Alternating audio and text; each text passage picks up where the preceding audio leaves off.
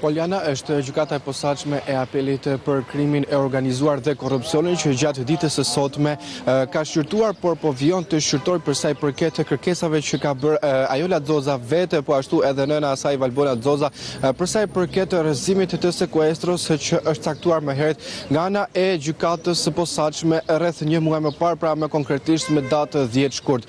Sipas vendimit që është marrë të paktën për momentin, pasi Ajola Xoza vijon seancën e saj e ndar patjetër në një seancë tjetër që është marrë vendimi për nënën e saj Valbona Xoza, për këtë të fundit është rrëzuar kërkesa, ka qenë gjyqtari Engert Pëllumbi i cili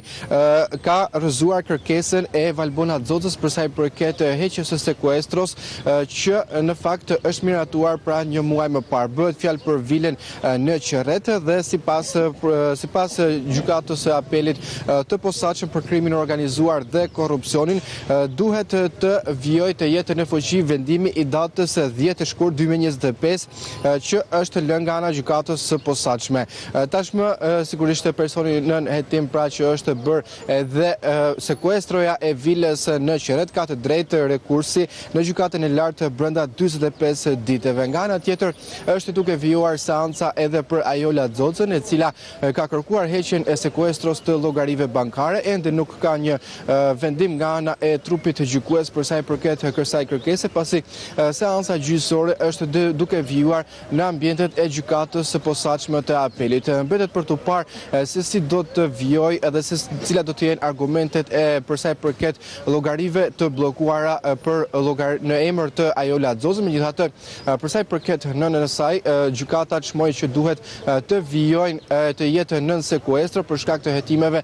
të prokurisë së posaçme. Pavarësisht pretendimeve që Ajola Xoza, po ashtu edhe deklaratat që zoti Velia i ka bërë nga burgu gjatë reagimeve të tij për sa i përket vilës në Qerret, që ka qenë një vilë që është blerë më herët nga ana e babait të ndjer të Ajola Xozës, nga ana e gjykatës së apelit u çmua që duhet të vijojë në sekuestro për shkak të hetimeve që është duke zhvilluar prokuria e posaçme. Nga ana tjetër, për sa i përket pasurive, prokuria e posaçme kërkon që të vijojnë të jenë të bllokuara llogaritë bankare në emër të bashkëshortes së kryetarit të Bashkisë së Tiranës Iron Veliaj, pra personit që është nën hetim Ajola Xoza, për shkak që sipas prokurisë së posaçme këto para nuk janë me burime të ligjshme, megjithatë vinë si shkak i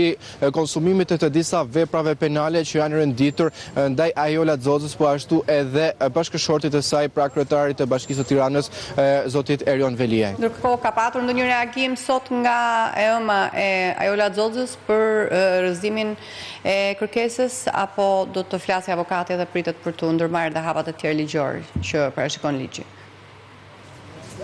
Të paktën deri më tani nuk ka patur ndonjë reagim. Sigurisht pritet të bëhet rekurs në gjykatën e lartë brenda 45 ditëve, ashtu siç e parashikon ligji. Megjithatë, në fakt edhe për sa i përket vendimit që do të ketë për Ajola Xozën, nuk pritet që të ketë ndonjë reagim, pasi gjatë të gjitha herëve që ajo ka qenë në ambientet e gjykatës së posaçme apo dhe të prokurisë së posaçme, për shkak të masës së sigurisë të detyrim paraqitje, nuk ka bërë asnjë reagim. Të vetmet reagimet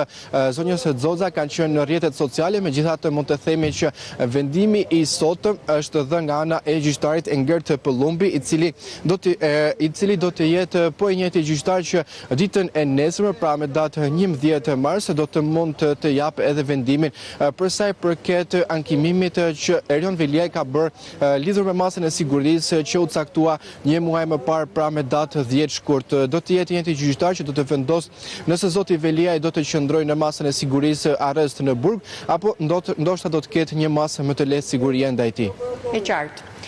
Ishte Besar Bayraktarej që na ka sqaruar pjesën e vendimit të apelit të GJKO-s për rrëzimin e kërkesës nënës Ajola Xozës për heqjen e masës së sekuestros preventive mbi pasurinë, kryesisht bëhet fjalë për një vilë në Qerret. Ndërkohë vijojmë të tjera lajme nga Kosova.